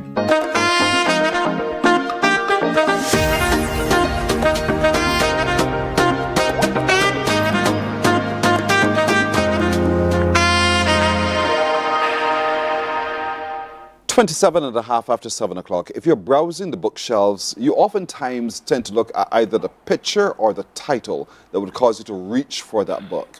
If you were browsing your bookshelves today or in any store and you saw the title, The Explicit Art of Walking Away, it would pull you in, wouldn't it? Well, the man who has written that book is with me right here. The last time we met virtually, but we're living it for real now. His name is Joel Frederick. Joel, good morning to you. Thanks for having me again. You're very welcome. Thank you for coming to Barbados with this. I mean, you created quite a buzz with The Explicit Art of Walking Away. Yeah. And for our viewers and Barbadians broadly, what is the book about? Well, it's basically a hybrid collection. What it is, I wrote this book about 3 or 4 years ago. I was going through something personal, and I decided to put pen to paper because I believe writing for me has always been cathartic, very healing for me. So when I put the book away and I revisited the book late last year, I decided, okay, I have grown since that time, and I needed to expand more in this particular book. So it's a hybrid collection of poetry, but it has a lot of personal experiences and essay type pieces as well that could relate to the reader. Those personal experiences that you're sharing in the book, you believe ought to be shared because they're lessons that you think people need to learn. Definitely. Yes. So give us an example, not of a poem or any of the ones you've written, but the kinds of things that this humanity in the Caribbean in particular need to get right so that we begin to navigate life in a more meaningful way. Well, sometimes we look at walking away as a form of weakness. But for me, in my experiences, and because I've also written, vicariously through other people's experiences, I believe it's a form of empowerment. Walking away does not belittle you. As a matter of fact, it gives you strength, it gives you courage. There's a certain art in doing it because not everybody's experiences are the same, but it empowers you to be who you are meant to be. I'm going to talk about the art in just a moment. You said it's a specific art. That specific art we'll get to in a moment. But walking away, given the condition in our general communities where people have emotions that they're not able to control, and as a consequence, it can end in conflict. Conflict that can sometimes end in loss of life. Yes. Particularly men, we see responses to situations that are a little bit violent. And so in the book itself, you're saying to us, we can begin to repicture how we respond to those situations when they occur and what to do. Yes, of course. All right. Of course. This art that you share, give me an example of when a situation occurs then where we find ourselves at odds with another person and we need to be able to exit that situation, but we want to exit with our dignity intact, not feeling emasculated at all about all of this. It's funny you brought up that question because just the guy who was here a little while ago, we had a conversation in the briefing room. Okay. And we have an idea with men in Caribbean, we don't know how to express ourselves. And sometimes, of course, we tend to explode in a particular way. In the specific art of walking away, it teaches you that silence is also strength. Because sometimes you want to say sometimes you want to react in a particular way. But you know that next person is not emotionally intelligent enough to grasp what you might be able to say. So instead of it going down a particular course of action, we choose silence. And silence says a lot that words cannot say. Yeah, so that's the art in it, really. I know. I say to people all the time, if you ever see me go quiet, yes, that's a deadly moment. Exactly. And that's but it causes you to have control of your emotions. But you also need to be emotionally intelligent enough to understand the tools at your disposal. So that you choose to be silent rather than choosing to be destructive. Exactly. And so it's part of maturity and a part of growth. And the book causes us to stop for just a moment and to examine oneself to see whether or not we have the skills that are required. And if we don't, what to use through your art of explicit art of walking. You read the book already? No. Yeah, well, that's exactly what it is about. But I get the idea. I get the idea. And I'm glad you framed the title in the way you framed it because, it causes us to pause. So we've got to look at it. We can't wait to turn the pages. But it causes us to see that this is serious. There is the possibility of you being able to walk out of a situation and walk away from a situation with everything that you need still in place, which is not just your dignity, but your character. Exactly. Your character, which is often tested by so many people and so many things. And so, now that you've written this book and it's been published, do you feel complete? I'm always a work in progress. Are you still walking? I'm still walking. I'm still walking because every day it's a new lesson. And sometimes grief and heartbreak, it takes a while to come out of your system. As a matter of fact, it's a weight that we learn to carry. So even if you say you're walking away from something, it takes a process. There is a time frame. But sometimes there is no time frame because they always revisit it at some point in the future. And I ask that because I want people, when they read the book, not to think, I've come to the final chapter, I've come to the last full stop, and therefore, I got it. No. Life doesn't work like that. Life reminds you sometimes you have to go right back to the beginning and you start all over again, or take you back to halfway through and you have to start all over again, whatever. And so in reading the book, it's a good explicit way. And explicit in this case means good language still. It's not mature language, but explicit enough that you begin to see the path stones. And you take those stones based on the example, whether vicarious or otherwise, of Joel Frederick. And so you find yourself on a journey towards refreshment, to be reinvigorated, to be redesigned. And in that redesignation, you find happiness. And I think that's what most of us are searching for, generally, happiness. And happiness can mean so many different things for a lot of people. What does it mean to you? Well, happiness to me, that's a very interesting question because my wife will have asked me that not too long ago. Happiness is to me, being comfortable with the person that you are and who you have become. Because sometimes we look for happiness in material things. And I have learned that material things doesn't give you happiness. It might give you a certain form of comfort, but it doesn't give you happiness. It's all about being comfortable with who you are. Not exactly who the world sees you are, but who you are as a person. Sometimes people look at your expression of happiness and don't understand it. No. And that's okay. Exactly. Mm-hmm. Yeah. And so because you're in a relationship and you want that reflection of how you feel to be understood by the person who's observing, and they look at you and say, I don't get it. You don't understand. So how do you do that? How do you live yourself through that? It has been difficult, and it is difficult, because as men, sometimes people might say that we are very easy to please, and for some men we are difficult to please. But for me, I think for me generally men are easy to please. Full belly. We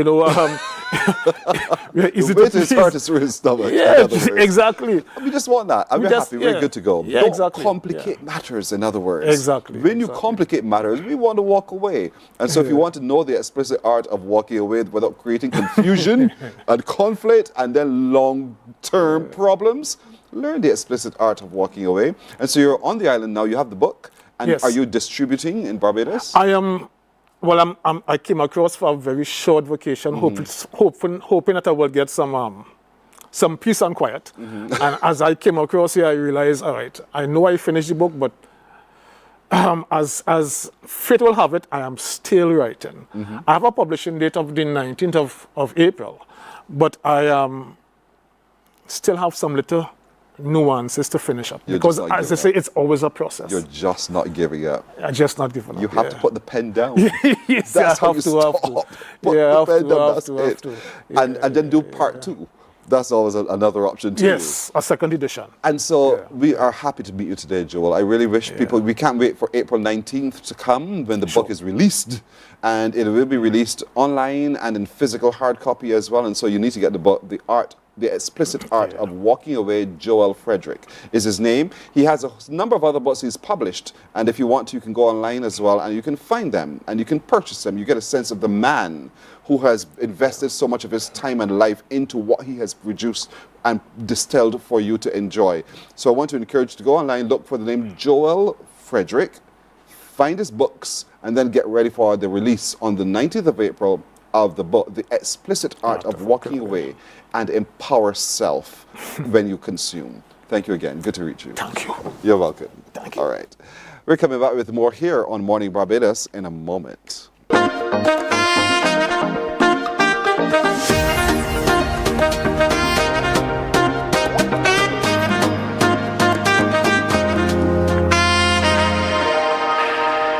Some ask, what makes Barbados so special?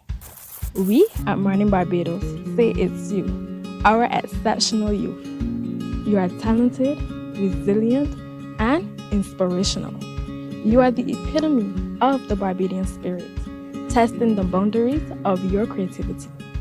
If you are an entrepreneur, artist, baker, designer, author, or have done anything you think should be highlighted, email us at morninbarbados@cbc.bb. Let us show the world our exceptional Bajan youth.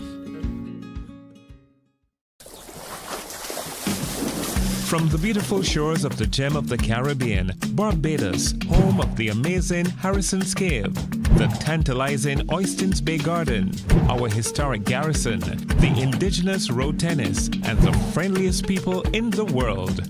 We are 94.7 FM, the ultimate Bajan experience.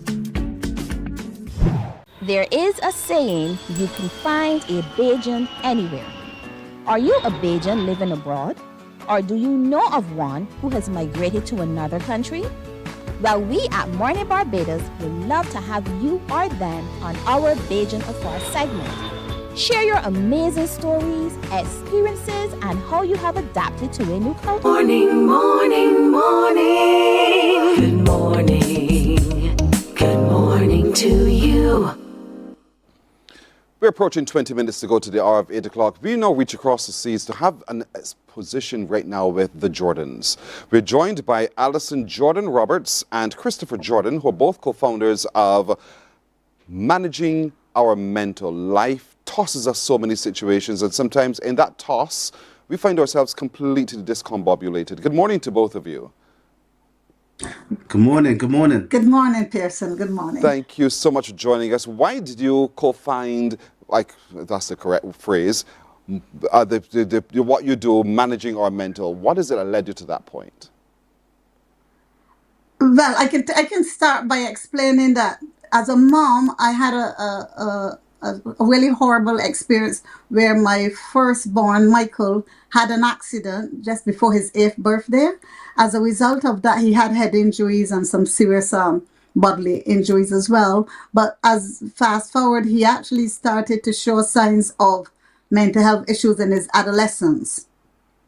In fact, in Barbados was his first episode when we went to the beach. I think we went to that hot pot. I remember it being the hot pot, and he displayed his first episode, and he was age 17. He's now 44 years old. So you could just imagine, Pearson, the years of difficulties that we had to endure because he was diagnosed with paranoid schizophrenia at the age of 17. And that took me on a journey of trying to understand this mental health and how it affects us and how we can manage it really as a community and as a family.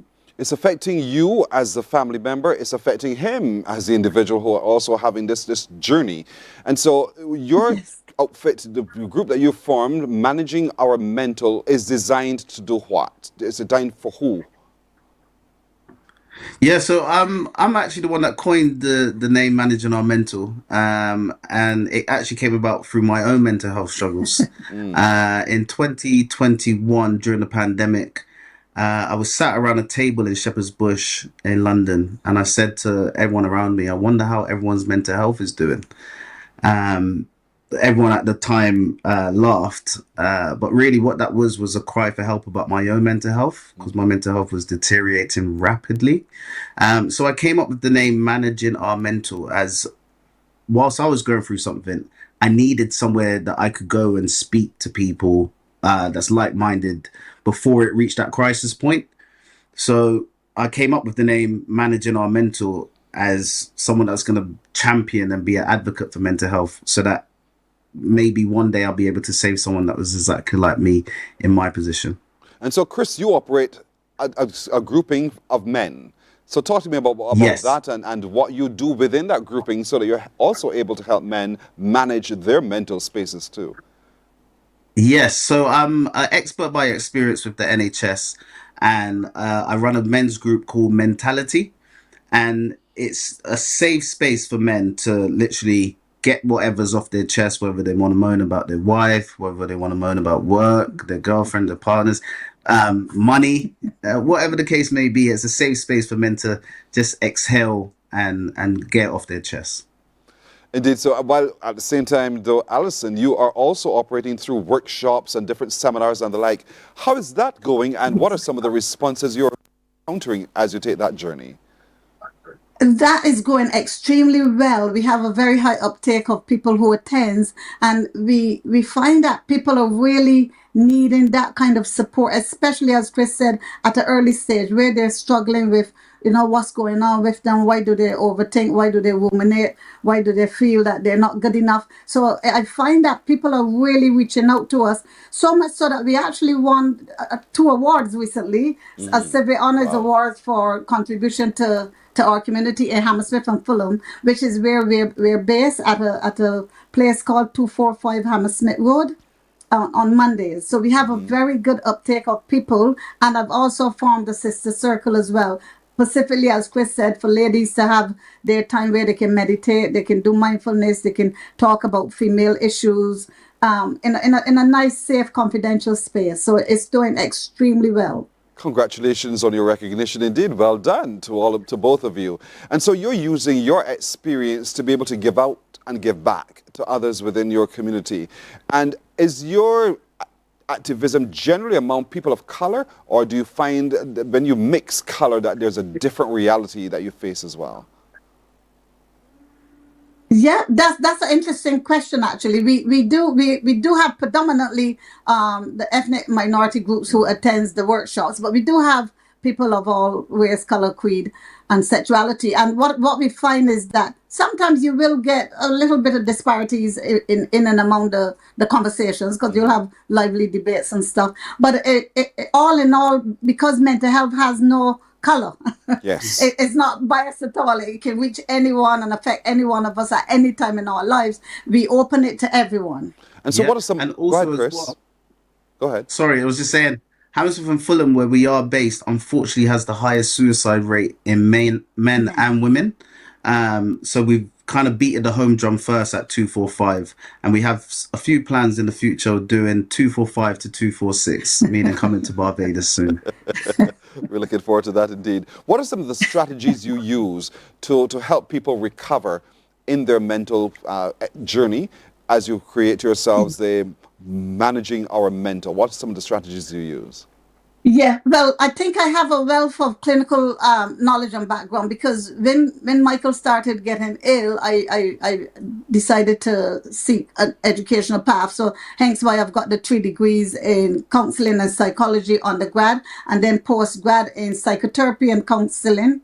And I also have a diploma in mental health. So, and I did 19 years with the NHS as a psychological well-being practitioner. So what that did is equip me with enough knowledge and experience and training to able to deliver interventions and workshops. And these could be things like, if you're looking at neuroplasticity, that's an example where our brain can adapt. In other words, we kind of learn bad habits, especially when people are not very pleasant to us in our early childhood days. If people are criticizing us, we tend to take on that persona as I'm not a good person, or I'm not worthy, I'm rubbish. And then what we try to teach people is we can actually unlearn those kind of behaviors and thoughts. So I would then give them little exercises, explain how the brain works. We do so many different programs. Right on Monday, we have a program called Core Beliefs, and also the different responses to trauma, how our body reacts to trauma. So there's lots and lots of different training that we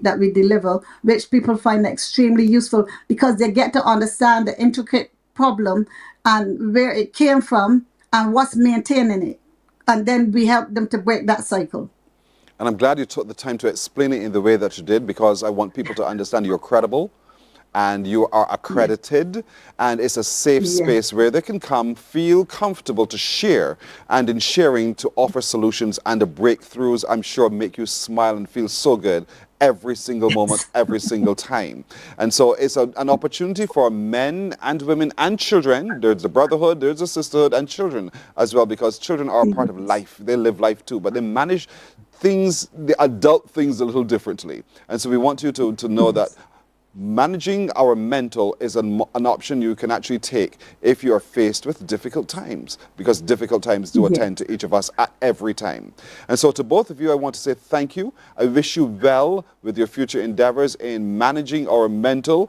And I'm hoping one day soon you'll come to Barbados with the 246 so that we can actually meet face to face and get a sense of it in real time, in real life. Thank you so much for joining us. Yes, thank you. Thank you very much. So much. Thank you.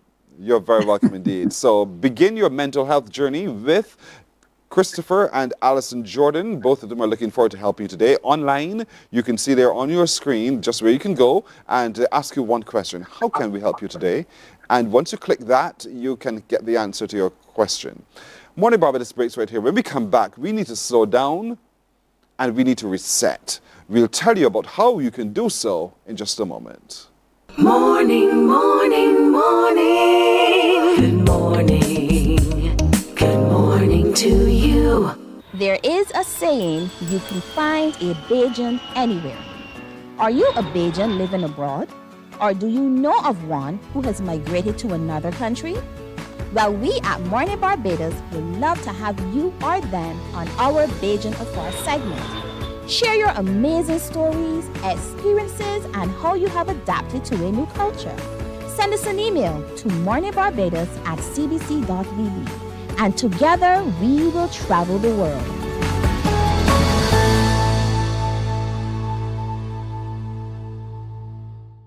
God will not give you a job. God will not call you to do something and then not give you the capacity to have it, to make it happen. He will give you the resources, he'll give you the people, Not only will he equip you with ideas, but he will equip you with favor, as he did Nehemiah.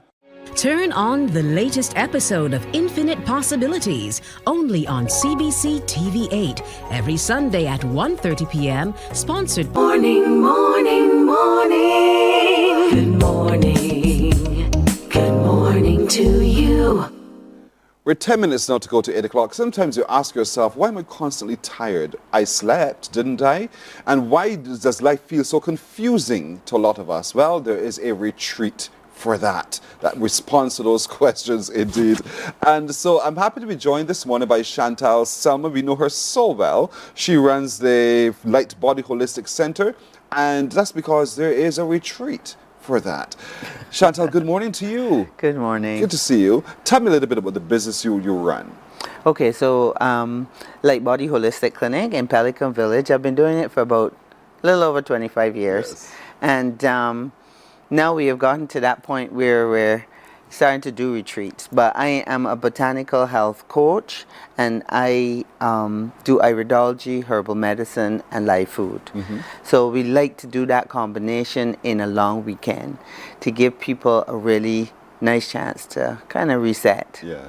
And reset is important. Yes. It is totally important because the body asks for it. If we want to live a healthier, longer, meaningful life, we need to stop, slow down, and reset. Yes. And so talk to me about the elements of the retreat so that those viewing can say, yeah, that's for me.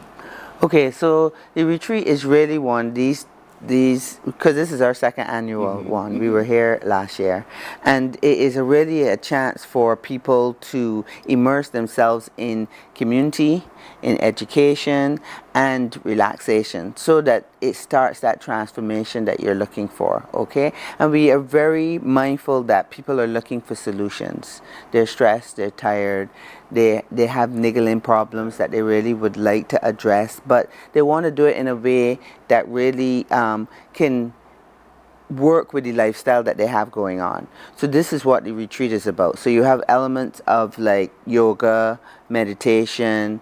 We definitely have our saunas there. I said that like there's more than one, but it's a two-man sauna. Two people can go in at a time. And then we're going to be doing little workshops and making sure that people see our branded products so they can see the variety of things that we actually do, from tinctures to herbal teas to shake powders, and obviously our foods. A lot of times we tend to think illness is the definition that we've been given by the traditional medical doctor. Yeah. But there's so many other ways that we can treat that particular diagnosis.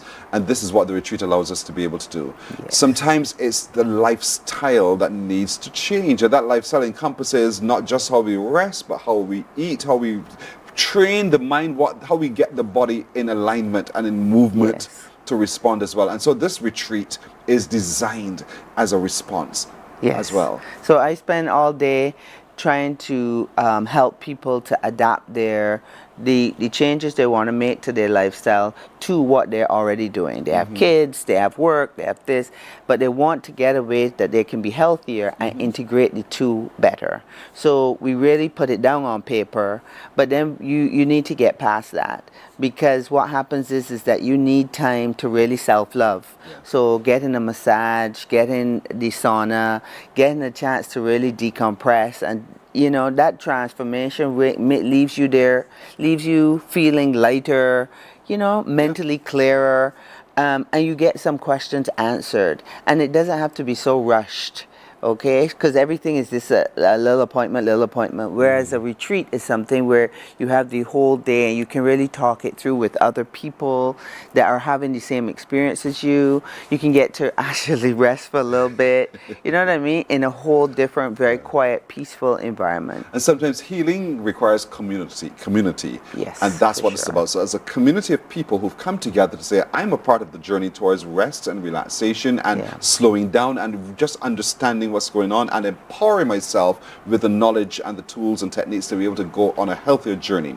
When is this retreat happening, and is it a residential retreat or is it for a day? How does it work? Right, so it's 2 1 days. So last time we had one day retreat. So this time we're having 2 1-days with the option for people to actually stay overnight. And it's at Shades of Barbados again in Paynes Bay. And it's on April 25th and 26th. So you can come into the clinic, number 24 Pelican, or you can call us 426-7521, and you can come and pay for your spot.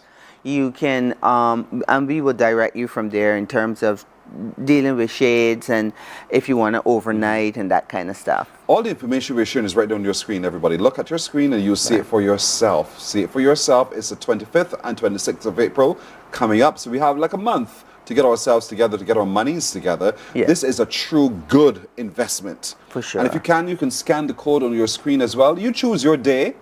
Yes. And you can choose both days if you choose so as well.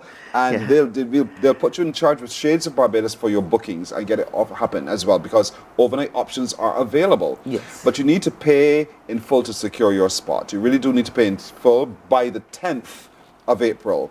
So with your pay experience coming up soon, you get in by the 10th of April and you secure your spot.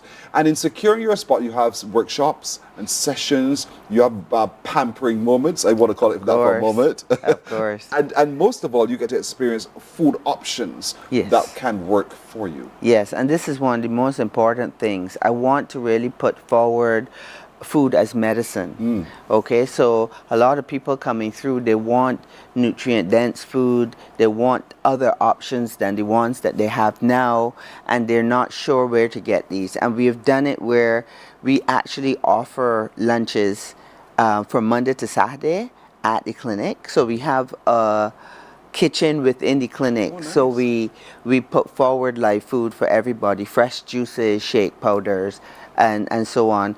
But that's the same thing that will be happening at the retreat, and you'll be getting straight through the day. You'll be able to have those options, and even herbal teas and all that. I'm going to do a little tea session for sure. Nice. Yes. I can tell you, I know someone who speaks of the benefit, and so therefore it is for real. That's a testimony I've just shared. And so it is for real and it is for you. But you need by the 10th of April to secure your spot. You need to secure your spot by paying. And you can pay by coming to the Light Body Holistic Clinic in Pelican, number 24 Pelican. Number 24, yeah. Or we can call ahead to you. What's the number again? 426-7521. 426-7521. 426-7521. 426-7521. This retreat is for males, females, different ages. It's for everyone. So busy professionals, beginners, people that are already on their health journey and they want to get into it a little deeper. We're ready for all of it. We're ready for all of it. Indeed, we're ready for all of you because you're on that journey as well. So come, experience these either 2 days. I suggest you do the 2 days. You do this overnight stay is really beneficial because it's a little bit more. But I'm rushing to go home. But you can choose one day, just one day of the 2, and you can really find yourself revived and reset to take on the world again tomorrow, whatever that tomorrow is for you. And that's why it's important that you do register as soon as possible. It's absolutely affordable. And I want you to go to Light Body Holistic Clinic, number 24 Pelican Village, or you can call 426-7521. Right, 7521 today, as soon as possible. Get your payment in by the 10th of April and get ready for the end of April, 25th and 26th, just before Heroes Day, and live. Feel life not rushed. Feel life as revived. Go through the therapy through yoga, the different ways we eat, have those sauna experiences, all of that available to you at Shades of Barbados in Paynes Bay over 2 days. I want to encourage you to do so. Chantal, I want to thank you as always. Thank you This so is much. such a wonderful initiative. And again, I really hope that Barbadians turn out in large numbers because we need this to help us reset and slow down. Yes. Thank you again. Thank you very much. You're very welcome. You're very welcome. And so that is it for today, ladies. I can't imagine a better way to let you know that you're so loved and you are so important to this world and to other people as well. But you need to take responsibility for self. And taking responsibility for self means initiatives like the one we just shared, you need to take hold of. You will find life far more meaningful, as I feel with you every single day when we sit with you. And so my little crew joins me in saying to all of you, have a terrific today, and it be the will of the Lord, we will see you tomorrow. Bye-bye.